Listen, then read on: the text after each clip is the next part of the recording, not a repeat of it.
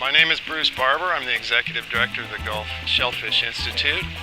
We're a nonprofit organization whose mission is to conduct applied research that directly increases production of local shellfish species such as clams, oysters, and scallops. We try to make it efficient. We try to reduce disease pressures.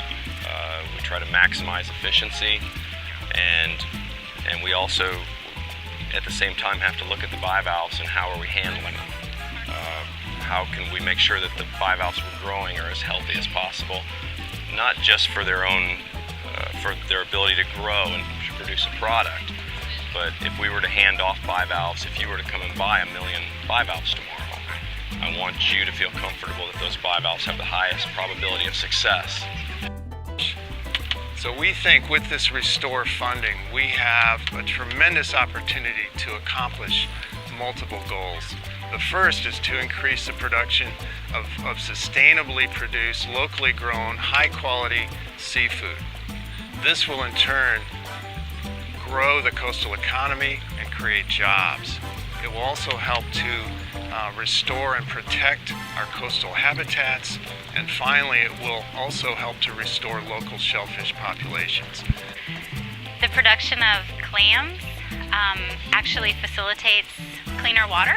So clams are filtering water all the time. This cleans up the water column and actually helps with seagrass growth.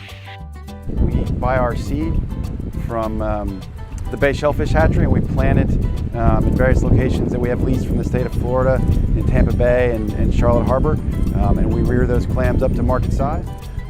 This is the northern hard clam, and this is the primary product we produce. These are little neck sized northern hard clams. It's a beautiful product. It's also native to our area. Yeah, so these are the middle neck clams. These are hard shell clams that are grown locally. The guy that produces all the seed is here in Terracea, Kurt Himmel.